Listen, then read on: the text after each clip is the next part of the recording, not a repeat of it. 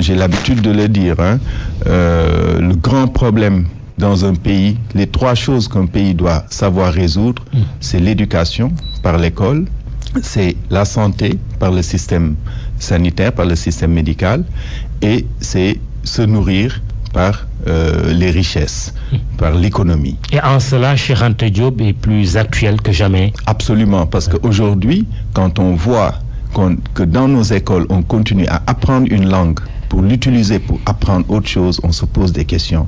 Il y a une grande barrière à l'accès à la science chez nos enfants parce qu'ils sont obligés de penser dans une langue qui ne leur renvoie pas d'humour. Ils ne rient pas. On ne rit pas avec le français. Le Sénégalais ne peut pas rire avec le français. On peut rire avec le Wolof, on peut rire avec le Polar, on peut rire avec le Diola. On ne comprend pas l'humour français. Ou le Sérère que je suis. Oui. Donc, on a besoin d'un aspect, d'un côté ludique dans l'apprentissage. Ouais. Aujourd'hui, dans nos écoles, tout est rigide. Il faut enseigner en langue nationale. En langue nationale, absolument. Les 8 premières années, il est important que l'enfant apprenne dans la langue de son environnement, sa langue maternelle. Oui. Vous allez le proposer au cours de cette législature, puisque vous allez siéger à l'Assemblée nationale. On en parlera, absolument, parce que c'est l'un de nos grands combats. Nous pensons que pour structurer la pensée d'un enfant, il faut le faire dans la langue la plus facile pour lui. L'invité du grand jury ce dimanche, Théodore Chérif Monteil, tête de liste de la coalition de l'Union citoyenne Buntubi. Ils ont pris part aux élections législatives dernières et votre parti a obtenu un siège, c'est-à-dire vous. Une méprise de ma part m'a fait dire d'ailleurs que vous en êtes à votre première participation à une compétition électorale. Autant pour moi, Union citoyenne Buntubi a eu à participer seule ou en coalition depuis sa création il y a 10 ans, aux législatives de 2007, aux locales de 2009 et 2014, et totalise à ce jour une trentaine d'élus à travers le pays. Vous avez soutenu en 2012 la candidature de Macky Sall dans le cadre de la coalition Macky 2012. Qu'est-ce qui justifie votre départ de cette coalition aujourd'hui? En réalité, on n'a pas quitté la coalition Macky 2012. On est membre fondateur de Macky 2012. Je vais juste rappeler l'histoire. Union citoyenne Buntubi est un parti qui a été créé le 10 février 2007. Et comme vous l'avez si bien dit, entre 2007 et aujourd'hui, on a participé à toutes les élections qui ont eu lieu au Sénégal. Votre parti est né pour participer aux élections, et non comme les autres qui ne vont jamais aux élections. Notre parti est né pour participer à la vie publique sénégalaise, quelle qu'elle soit. Donc si ce sont des joutes électorales, nous irons. Si c'est de la réflexion aussi, nous irons. Nous avons participé à la création de Benno Siggil Sénégal. Je le rappelle très souvent, Union citoyenne Buntubi est membre fondateur de ce qu'on a appelé à l'époque l'initiative citoyenne pour la République Benno Wallu Askan Wi, qui a été créée à l'époque avec Talla Sylla, Macky Sall, nous-mêmes et Diallo Tekki, etc. Donc ICR est allé voir le Front Siggil Sénégal. À l'époque, on commençait à mener le combat pour le départ de Abdoulaye Wade. Donc on est allé voir le Front Siggil Sénégal, on a pris le Benno de ICR et le Siggil Sénégal du Front pour créer Benno Siggil Sénégal. Je me rappelle encore de ce mardi chez Amadan Soko. Donc membre fondateur de Benno Siggil Sénégal, membre actif des assises nationales, donc que ce soit élection ou réflexion, Union citoyenne est toujours présente parce que nous sommes des apporteurs de solutions. Union citoyenne n'est pas un parti basé sur une idéologie. Union citoyenne est un parti qui se dit à chaque problème une solution. Nous devons réfléchir pour notre pays. Quand les problèmes se posent, Union citoyenne réfléchit pour apporter sa solution. Vous n'êtes pas dans l'opposition, vous êtes dans la mouvance présidentielle. On est dans la mouvance présidentielle. Nous sommes membres fondateurs de Macky 2012, membres de Benno Bokk Yakaar, mais nous pensons que pour des élections législatives, nous devons avancer avec un parti. Les élections législatives, ce sont des partis politiques qui viennent donner une offre politique aux citoyens pour leur dire « nous allons vous représenter ». Qu'est-ce qui se passe? On va à l'Assemblée nationale. Oui. Pour aller à l'Assemblée nationale, on a besoin d'aller voir les citoyens sénégalais et leur dire « donnez-nous votre pouvoir ». Oui. Confiez-nous votre pouvoir, nous allons vous représenter. Si on le fait dans le cadre d'une coalition, on le fait toujours dans le cadre de tractation politique. Donc ce n'est pas vraiment des individus choisis par leur localité, choisis par leur quartier. Ce ne sont pas des gens que l'on connaît à la base. Donc on va voter une liste sans identifier les individus. Union citoyenne se dit, nous n'allons pas en coalition. Nous allons en tant que parti, parce que nous voulons que les gens qui sont dans la liste de Union citoyenne soient des gens choisis dans leur quartier, dans leur commune, dans leur département, qui ont de la légalité, de la légitimité avant de venir dans la liste. Mais vous êtes membre de la mouvance présidentielle. Autrement dit, demain, vous pourriez intégrer le groupe parlementaire Benno Bokk Yakaar. C'est une éventualité à ne pas rejeter. Mais si vous le faisiez, vous auriez trahi aussi la confiance des populations qui ont voté pour vous, non? On ne va pas forcément trahir la confiance des populations. Aujourd'hui, il n'est pas dit que nous irons dans un quelconque groupe parlementaire. Je le rappelle encore une fois, un groupe parlementaire n'est rien d'autre qu'une organisation au sein de l'Assemblée qui permet de contrôler le bureau de l'Assemblée nationale. Le député qui veut s'exprimer, il peut s'exprimer sans être dans un groupe parlementaire. C'est pour ça qu'il y a des députés non inscrits. Oui, restez non inscrits. Ma position en tant que Théodore Chérif Monteil, c'est député non inscrit.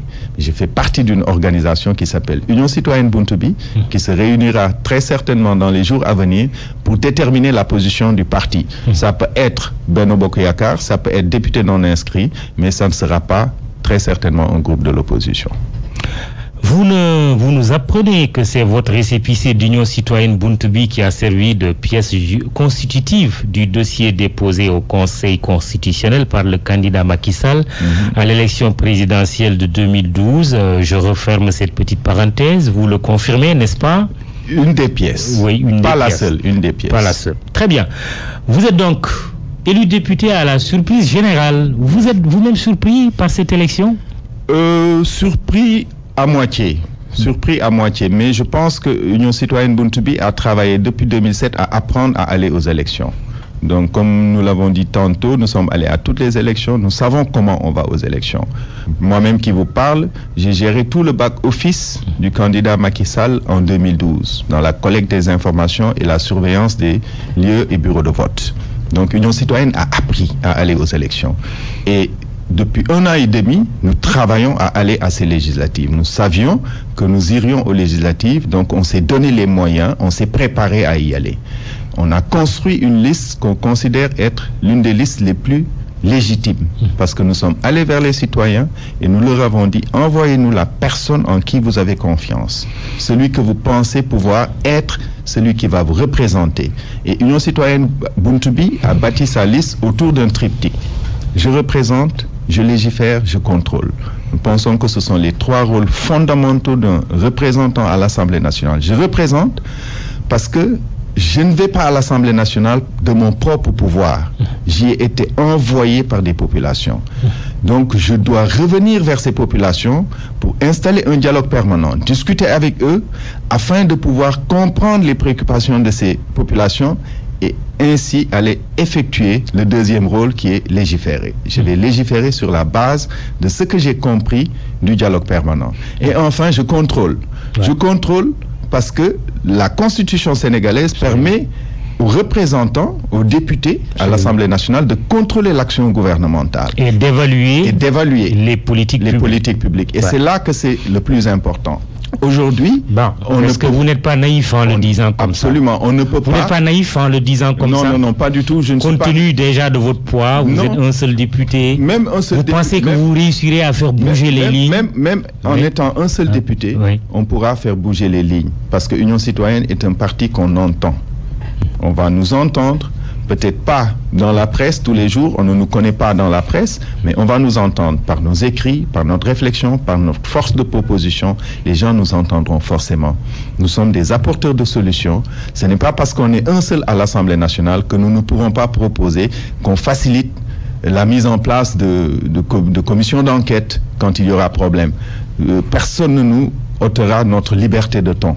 Oui, il y a la proposition, mais il y a l'exécution. Absolument. Il y a l'Himalaya entre les deux. Absolument. Il suffit que la majorité écrasante de Benno mette son... On continuera à travailler justement pour que cette majorité écrasante, c'est ce qu'on veut. L'objectif, justement, quand Union citoyenne dit il ne faut pas partir aux élections législatives en coalition, c'est justement pour donner cette liberté aux représentants, aux députés. Aujourd'hui, le député qui va dans le cadre d'une coalition n'a aucune liberté. Il va exécuter ce que les gens qui l'ont investi vont lui demander de faire. Théodore Chérif Monteil n'est pas député de Union Citoyenne. Il ne sera pas député de Macky Sall, ni de Benno Bokk Yakaar, ni d'aucune chapelle politique. Théodore Chérif Monteil sera député du peuple sénégalais. Et je ne parle beaucoup de gens l'avaient dit avant vous, député du peuple. Oui, beaucoup de gens l'ont dit avant. Beaucoup de gens l'ont dit avant moi. Peut-être qu'ils n'ont pas peut-être qu'ils n'ont pas la même conséquence et le même engagement. Peut-être qu'ils n'ont pas la même volonté que moi. De toute façon, c'est à l'épreuve des faits qu'on le saura. Aujourd'hui, je le dis ici de façon solennelle, Théodore Chérif Monteil n'est pas le député d'un parti politique. Vous pouvez l'enregistrer et le garder, et demain, on saura que Théodore Chérif Monteil ne sera pas le député d'un parti politique. Comment appréhendez-vous cette 13e législature qui va être inaugurée prochainement? Je pense que ce sera une législature de débat, parce qu'il y a des personnes de qualité qui sont quand même arrivées à l'Assemblée nationale. On aura une nouvelle orientation, on aura de véritables débats politiques qui vont se poser. Vous le disiez tantôt, il y a une majorité écrasante peut-être qui va tirer les gens d'un certain côté, mais le débat se posera. 125 députés sur 165. Sur 165, c'est énorme. C'est énorme. Mais l'essentiel, c'est que les gens, c'est qu'on sème la graine. Quand on sème la graine, une idée, comme le dit Christopher Nolan dans son film Inception, une idée, c'est pire qu'un virus.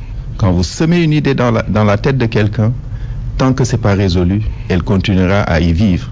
Donc il suffit que l'on fasse germer certaines idées dans la tête des Sénégalais, qu'on leur fasse comprendre qu'un député, c'est pas quelqu'un qui doit échapper à votre contrôle, que c'est vous qui l'avez mis à l'Assemblée nationale, qu'il doit revenir vers vous, vous rendre compte, et que s'il ne vous rend pas compte, à la prochaine législature, vous devez le sanctionner. Ça, il faut que les Sénégalais le comprennent, il faut que le citoyen sache que le véritable détenteur du pouvoir, ce n'est pas l'élu, mais c'est l'électeur. C'est pour ça que l'un des grands combats de Union Citoyenne, c'est quoi? C'est réconcilier l'élu et l'électeur. Alors, la nouvelle législature n'est toujours pas installée, près d'un mois après le scrutin législatif dont les résultats définitifs ont été déjà publiés par le Conseil constitutionnel. Cela vous gêne-t-il? Absolument, c'est un très très grand problème. Aujourd'hui, la séparation des pouvoirs qui a été consacrée par la Constitution sénégalaise est violée par cette même Constitution, qui en son article 63 dit que c'est le président de la République qui par un décret installe la nouvelle législature. Ce n'est pas possible. C'est la même carte d'électeur qui a élu le député, qui a élu le président de la République.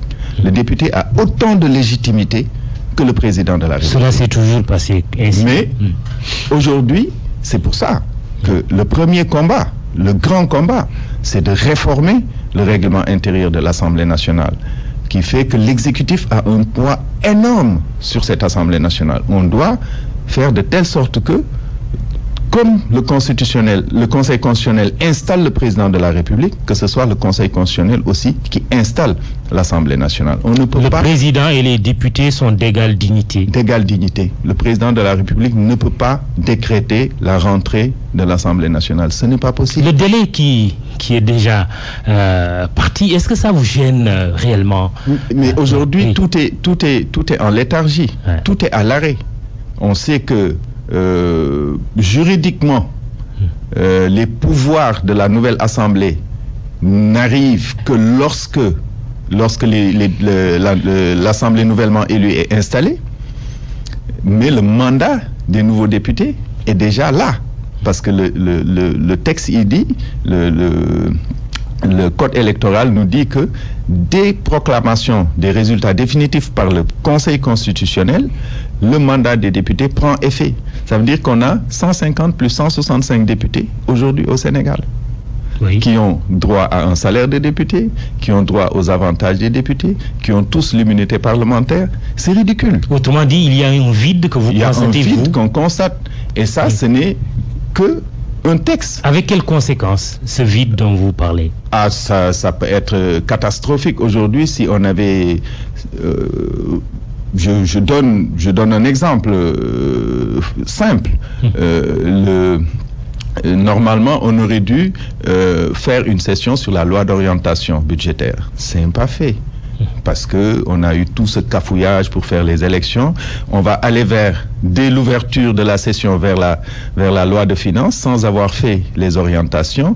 Les députés n'auront pas eu le temps de discuter des hypothèses de base du prochain budget, et ça, on va voter une loi de finances qu'on ne comprend pas vraiment. Donc, et ça, c'est des textes qui sont mal écrits, mal faits, et ça, c'est des choses sur lesquelles les Sénégalais doivent arrêter de s'amuser, si je peux l'appeler ainsi. Trouvez-vous à redire quand on vous dit que M. Moustapha Niasse a de fortes chances de rempiler à la présidence de l'Assemblée nationale? Je trouve que c'est dommage. Pourquoi? Je pense que à son âge, il ne devrait plus être président de l'Assemblée nationale. Au Sénégal, on a un pays très jeune. Hein. Mais Wade, à 91 ans, dit qu'il est toujours actif. Il sera pas à des postes de décision. Et ironie de l'histoire, normalement, en tant que doyen d'âge, il va présider la première séance d'ouverture. Mais c'est honorifique. Ouais. C'est honorifique. Il n'y a aucune décision qui est prise sous la présidence du doyen d'âge. Il n'y a même pas de discussion. Il n'y a pas de débat. Le règlement intérieur de l'Assemblée nationale dit qu'il n'y a aucun débat sous la présidence du doyen d'âge.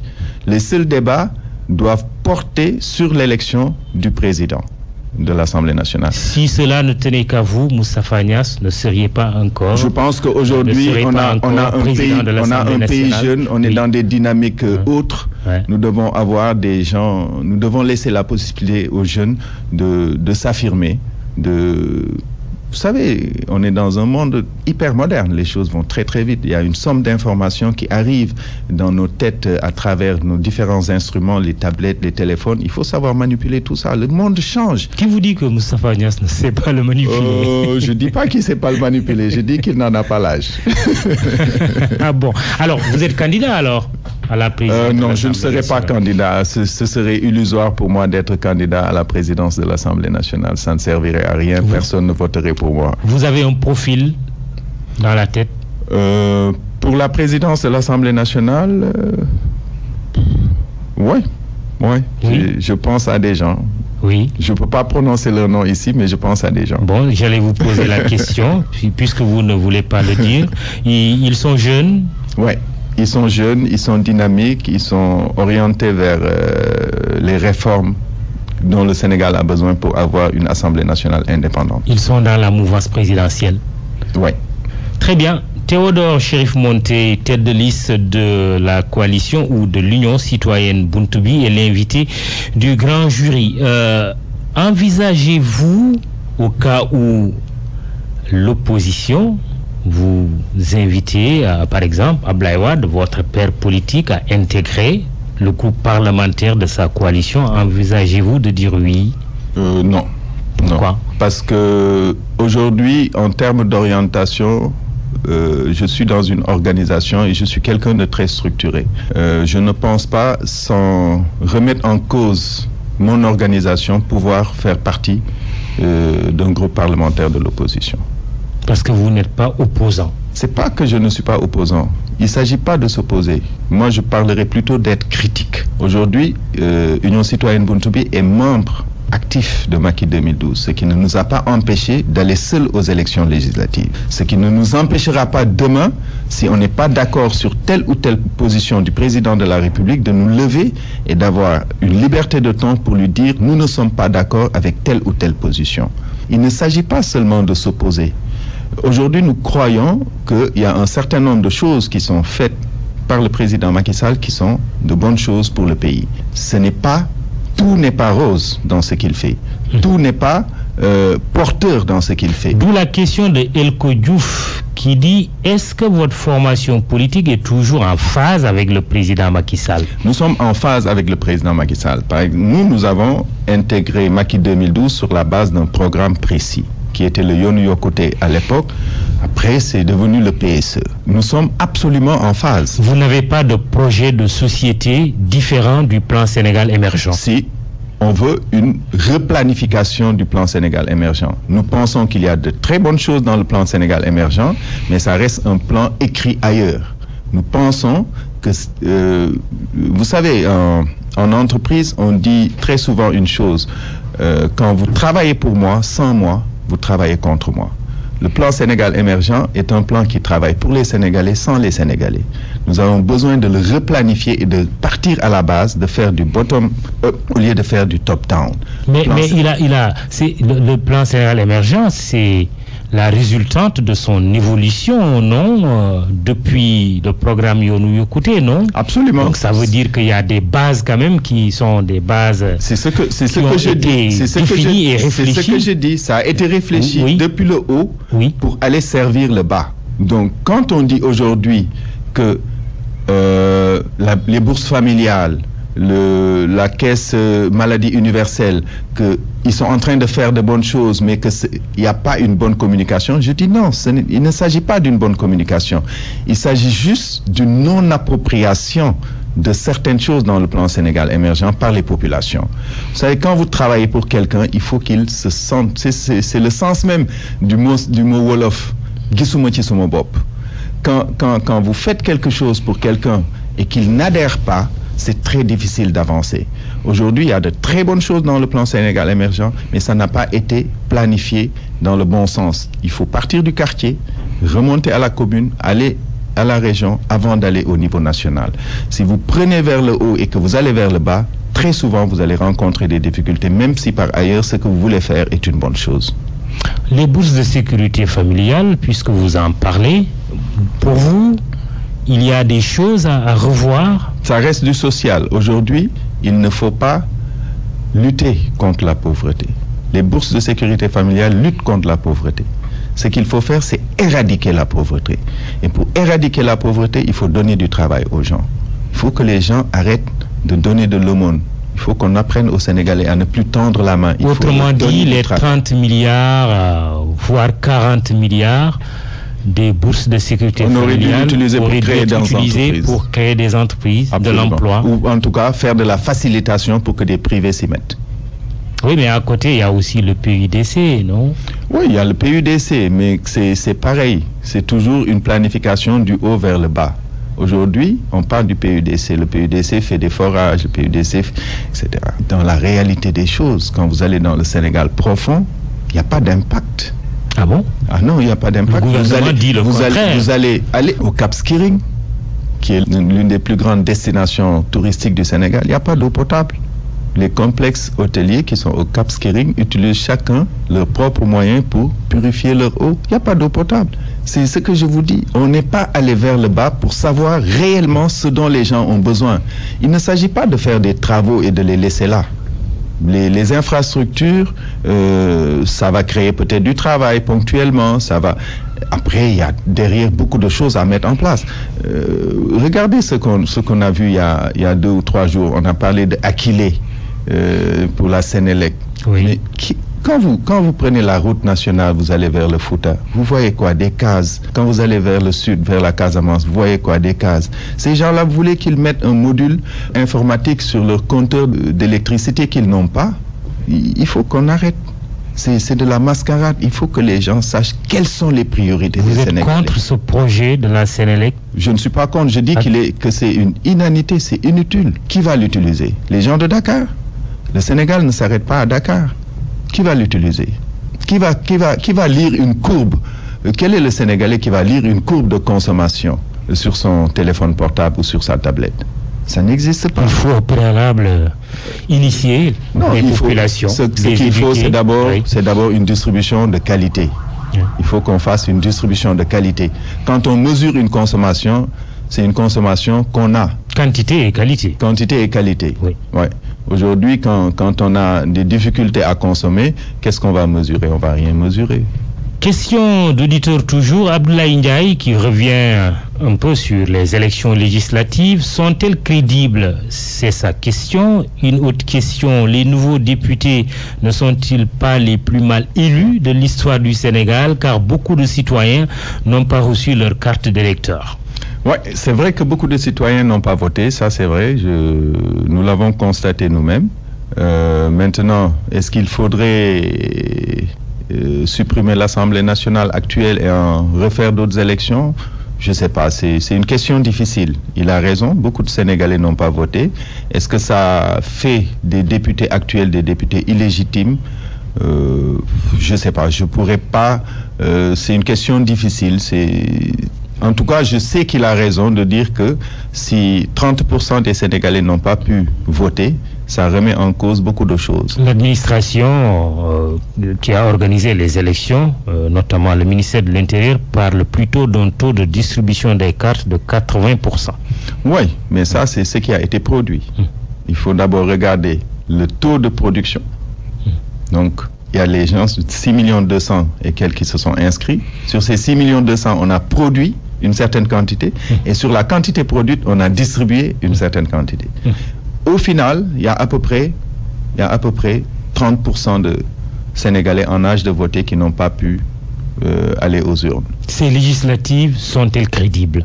Je pense que les législatives sont crédibles. Vous savez, un pays, il est dynamique, il est en marche. Donc, on ne s'arrête pas. Quand vous attendez le meilleur pour agir, vous n'agirez jamais. Il y a eu d'énormes difficultés. Il y a eu beaucoup de couacs dans l'organisation de ces élections. Ça ne fait pas que le Sénégal va devoir s'arrêter pour recommencer tout à zéro. On va avancer et s'améliorer. Ce qu'il faut comprendre, c'est que la modification, la refonte d'un fichier ne se fait pas en année électorale. C'est au début que les gens devaient alerter. On l'a fait. On a dit que faire une refonte d'un fichier électoral en pleine année électorale, c'est problématique.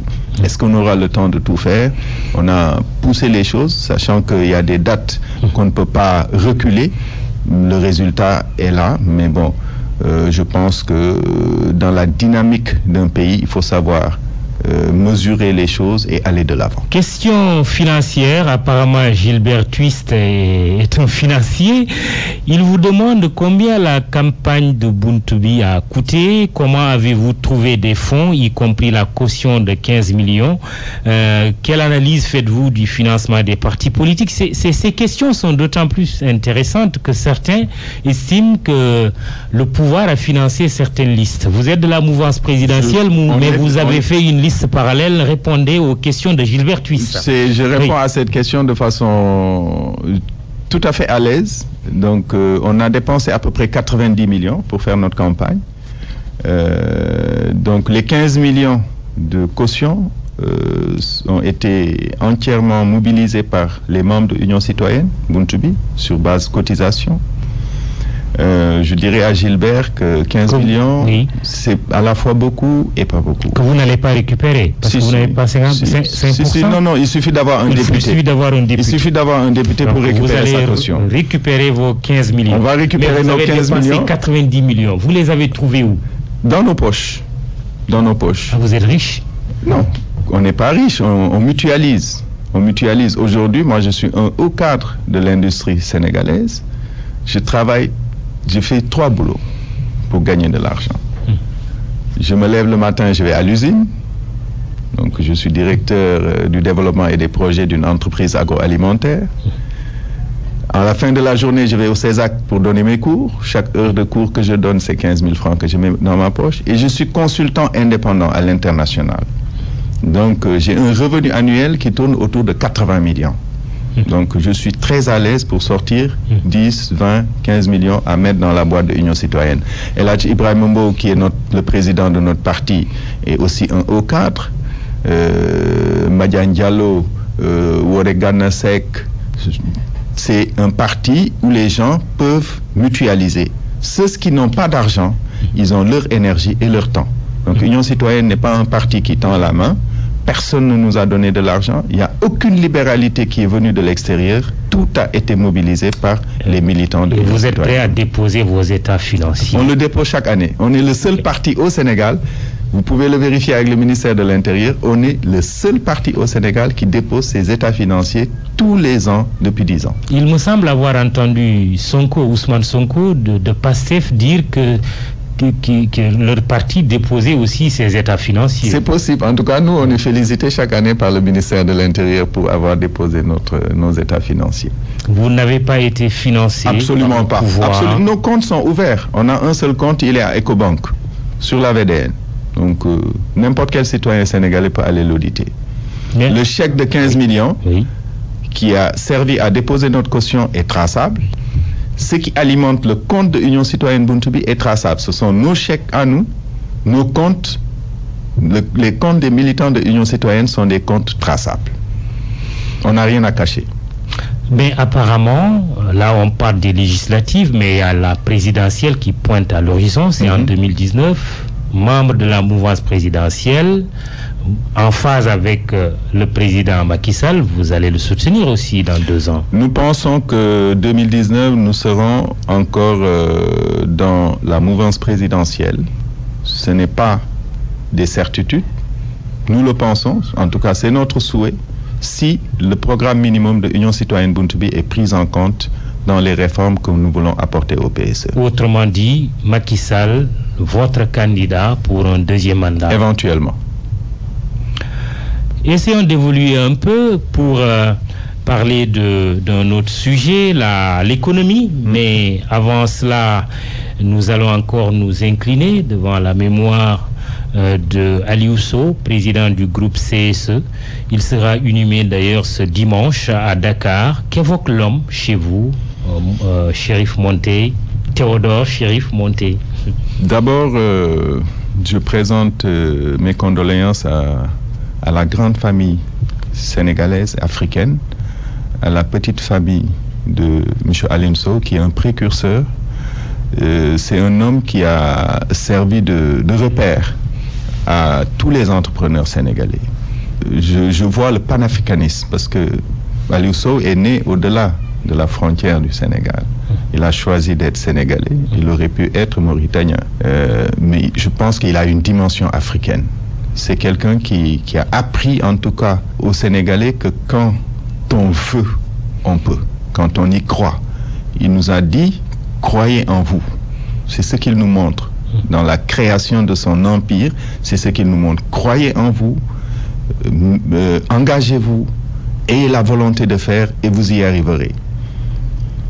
Au-delà de ça, je dis que le legs qu'il laisse à ses enfants va au-delà de sa petite famille. Quand je dis la petite famille, ce sont ses enfants.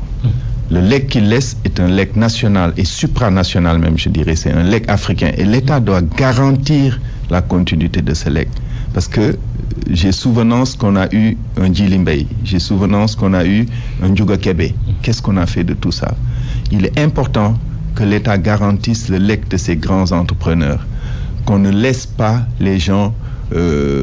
en tout cas, il a construit quelque chose qu'on doit s'approprier. Ça nous appartient à nous tous.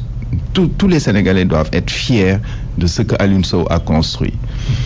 Et il donne aussi un grand exemple à tous les entrepreneurs et même au patronat sénégalais qui sont là tout le temps en train de dire que le président de la République doit faire 2 mandats de 5 ans et eux, ils font des mandats de 50 ans.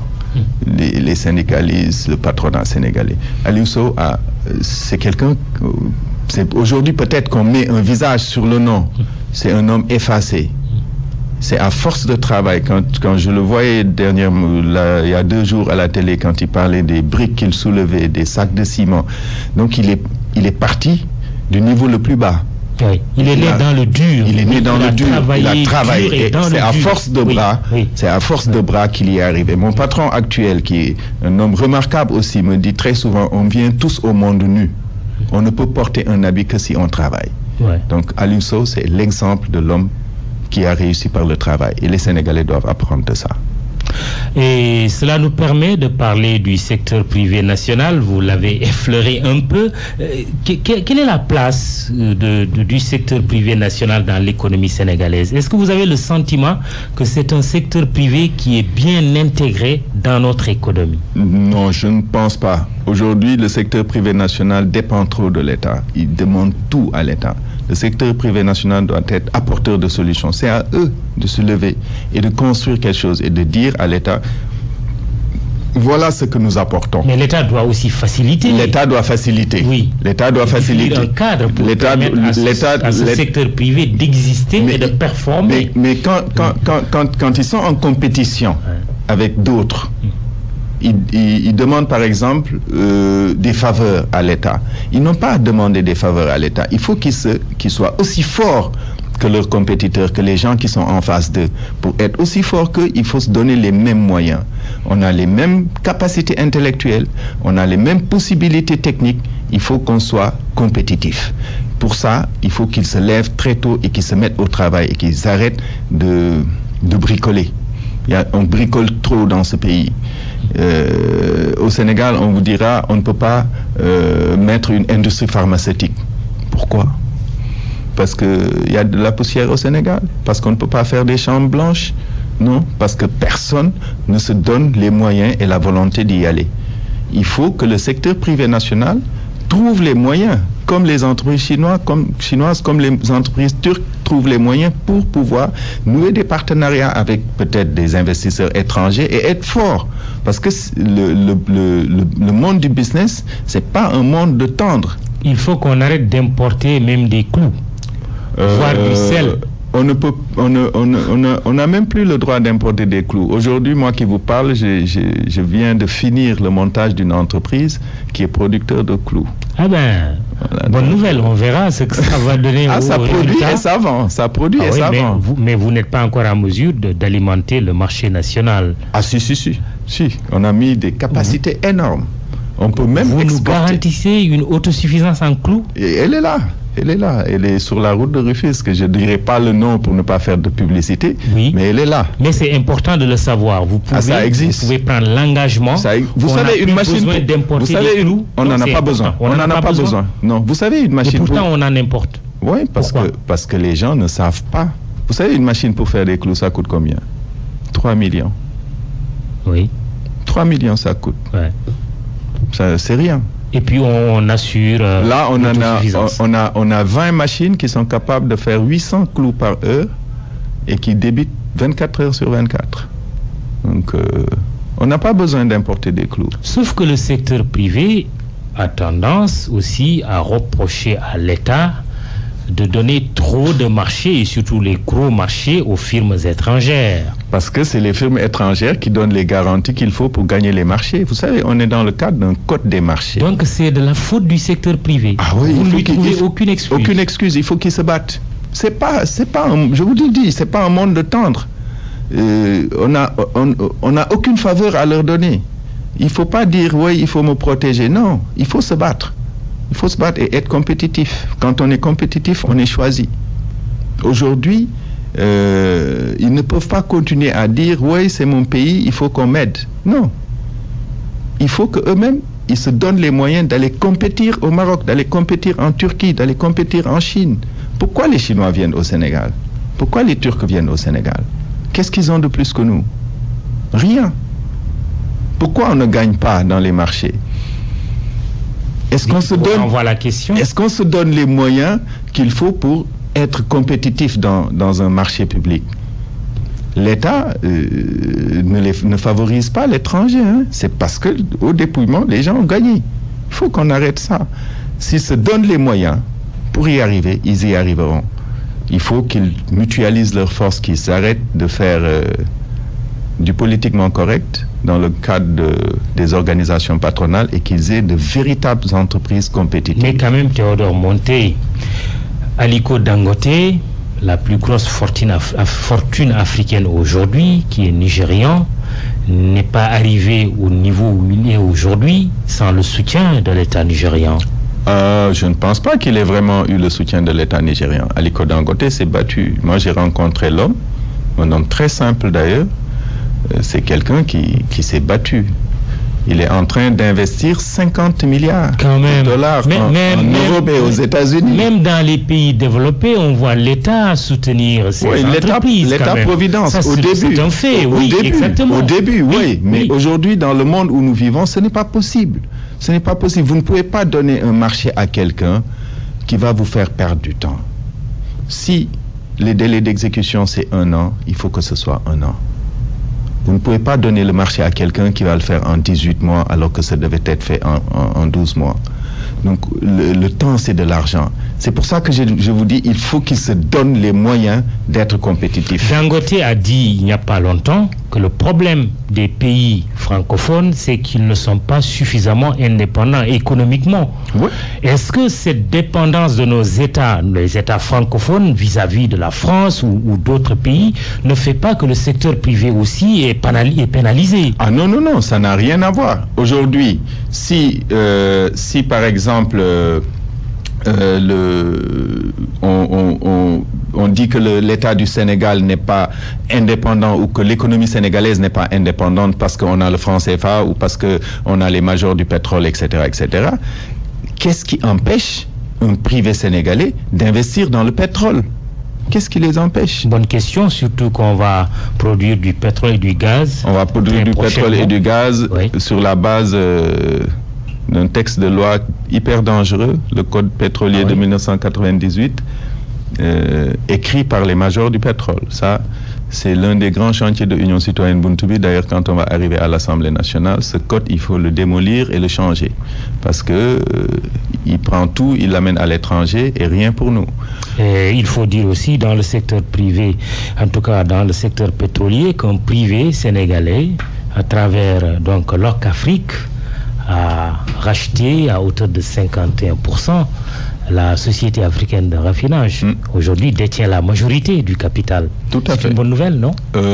Oui, ça peut être une bonne nouvelle, sauf que derrière, il faut regarder le montage financier qui est à l'origine. C'est tout. Je ne sais pas comment ça s'est fait, mais je pense que il parle de 60 milliards. 60 milliards pour contrôler 51% du capital. Il faut regarder le montage financier qui a été fait derrière. Est-ce qu'il n'y a pas tout ce qui est gonflement de taux d'intérêt, etc., etc. Je ne sais pas ce qui s'est fait, mais en tout cas, ça peut être une bonne chose que ce soit un privé local qui contrôle la société africaine. Comme dans le domaine des télécommunications, deux privés sénégalais se battent pour le contrôle de Tigo. Il y a Wari. En réalité, c'est pas deux privés. En réalité, c'est pas deux privés. Wari avec Kabirou Mbodj. En réalité, c'est pas deux privés sénégalais qui se battent. Là encore, c'est Orange. Orange qui se bat pour garder une position de monopole. Ah oui, comment ça? Parce qu'en réalité, quand vous regardez l'offre de Yerim Sow, derrière, il y a MTN et il y a Free. Ouais. Et vous savez que partout dans le monde où il y a MTN et Free, les prix des télécoms chutent gravement. Avec Niel, le célèbre. Voilà, c'est ça. Aujourd'hui, Orange ne veut pas de ça. Donc, quand on parle d'ailleurs de décret qui a validé le rachat de Wari, etc., tout ça, ça entre dans ce cadre. Dernière question, elle est posée par Cheikh Mbakendo, c'est le franc CFA. Y aura-t-il des avantages pour le Sénégal de créer sa propre monnaie? Êtes-vous prêt à introduire, par exemple, une proposition de loi à l'Assemblée nationale?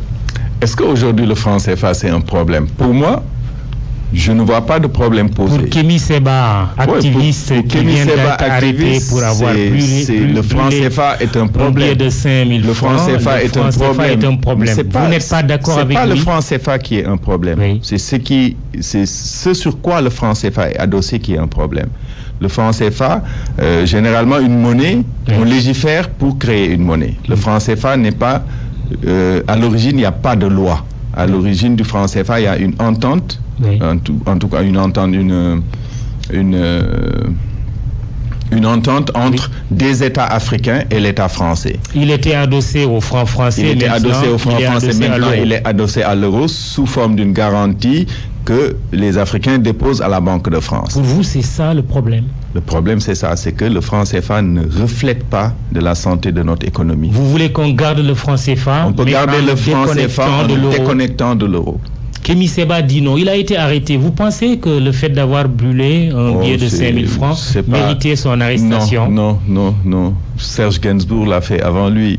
Et il n'avait pas brûlé 5 000 francs, il avait brûlé un billet de 500 francs français. Ouais, à l'époque, ça correspondait à 50 000 francs. Ah, c'était beaucoup et ça n'a conduit à rien du tout. Non, c'est un geste symbolique.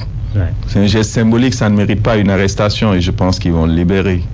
Très bien, merci Théodore Chérif Monté. Curiosité, d'où vient le Chérif? Le Chérif, c'est Théodore. Ces deux noms, les deux prénoms, ce sont des amis à mon père. Voilà. Tous les deux instituteurs avec mon père en Casamance. Oui, l'un chrétien, l'un chrétien, l'autre musulman. C'est cela le Sénégal. Et je porte Vous êtes la synthèse parfaite du Sénégal. J'aime à le dire. Cela vaut mieux qu'un certain débat, n'est-ce pas, qui nous éloigne de l'essentiel.